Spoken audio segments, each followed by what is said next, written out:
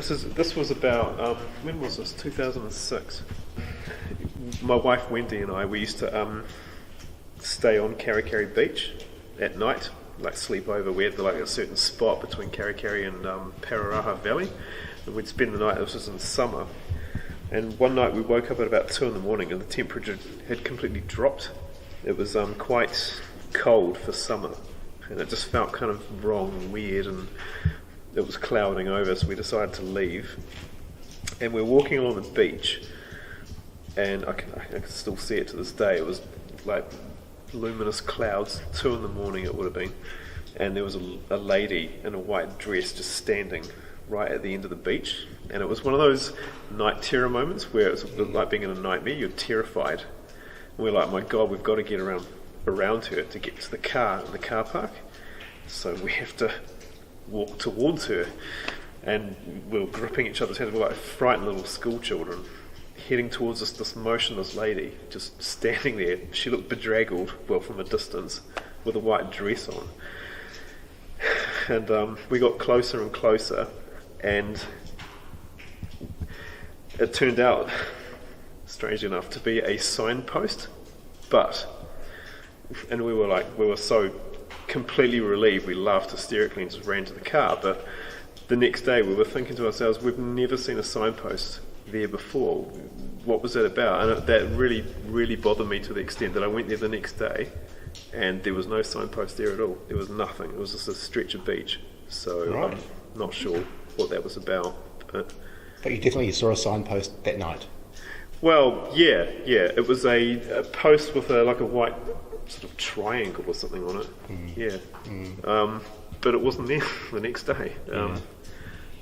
Interesting. We weren't drunk or anything like that, and we weren't half asleep. We were fucking terrified. So I'm not really sure what that was, but that was what year? 2006, about 2 years after Arena Asher went missing. Maybe that had something to do with it, I don't know, but yeah, I've never forgotten that. And it was in the area that she went missing? No, well, sort of. It was a bit further up, but the whole stretch of beach, you know what I mean? So, yeah. Well, they were unsure about where she went missing. Well, anyway, yeah. So. I mean, she could have ended up anywhere, really. But, yeah. So I know it sounds a bit iffy, but that was my experience of the white lady. Yeah. Well, there are numerous stories. I mean, there have been numerous stories that I've heard in the last, I guess, few years. Yeah, well, I never knew that there were numerous sightings of her. That's quite intriguing. Yeah. And whereabouts was this? Oh, it was near the old tram line, but along the beach. So it was sort of just away from Karikari, heading towards Paranormal Valley. Right. Yeah. But sort of more the Karikari region, I suppose. Yeah. And can you describe it? Not really. Was it because it was so far away and it was quite darkish, but the impression we both got, and we both had the same impression, funnily enough, it was a lady in a tattered sort of a white dress, bedraggled. It was wet.